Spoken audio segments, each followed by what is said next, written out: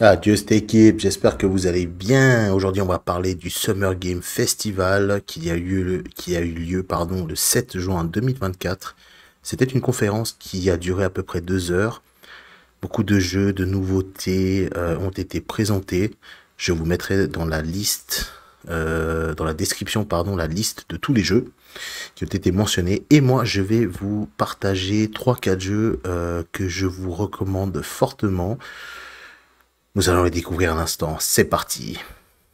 Alors, chers amis, pour le premier jeu, vous l'aurez certainement reconnu avec ce pied de primate. Je parle bien sûr de Black Myth Wukong. C'est un jeu qui est tiré de la mythologie chinoise. Vous aurez l'occasion de parcourir plusieurs paysages magnifiques et différents, d'affronter des monstres mythiques, divers et variés, avec un gameplay assez dynamique que nous retrouvons l'aventure de ce primate. Ces détails graphiques seront à couper le souffle et c'est aussi l'une des raisons pourquoi je recommande ce jeu. Notamment graphiquement, il est très beau. Au niveau du gameplay, ça va être la folie. Et en plus, il arrive à sortir une arme de son oreille qui se transforme en un bâton magique. Black Myth Wukong, les amis. La précommande est ouverte. Le jeu sort le 20 août 2024. Foncez. Il y aura évidemment diverses collections. La Deluxe Edition, la Collector Edition. Il y aura aussi une Digital Edition. À vous de faire votre choix.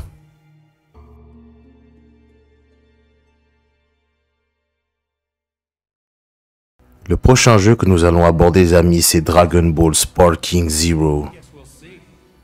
Enfin, nous retrouvons une saga effrénée de la série Budokai Tenkaichi, mais qui l'emmène au top 0 de son niveau, jamais inégalé dans un jeu Dragon Ball. Sparking Zero va proposer un nombre incroyable de personnages jouables avec leur transformation et avec un gameplay assez nerveux, comme vous pouvez le voir. Vous pouvez revivre différents moments de l'aventure de nos guerriers, afin de vous remémorer de bons souvenirs. Il y aura également une partie où on peut faire des choix qui va altérer l'histoire. Voilà, on aime ou on n'aime pas, comme vous pouvez le voir.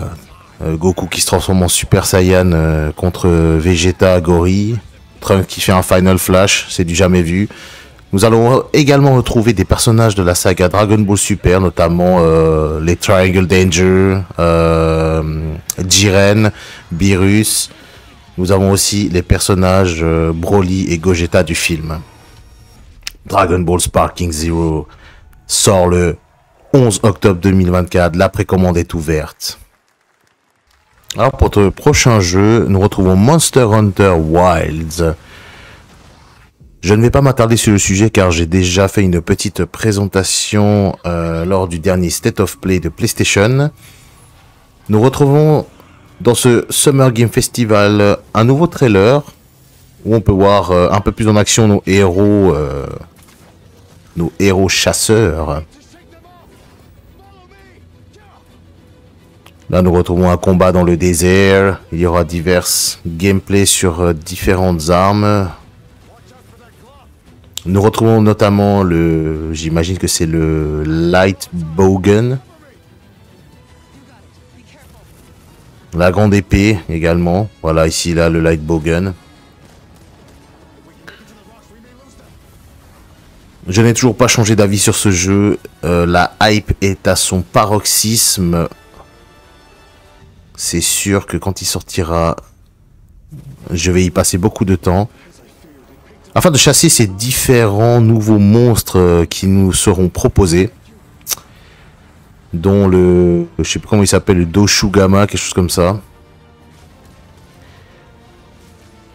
L'information principale à retenir, c'est que dans le prochain Gamescom qui va y avoir lieu en août, je crois autour du 21 août, il y aura de nouveau un nouveau trailer et la possibilité d'une démo jouable, les amis. Retenez bien ça, c'est le plus important.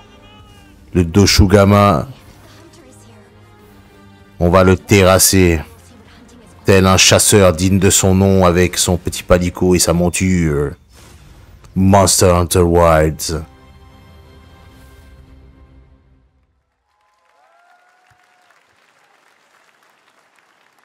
Et pour mon dernier jeu, les amis, c'est mon coup de cœur, Phantom Blade Zero.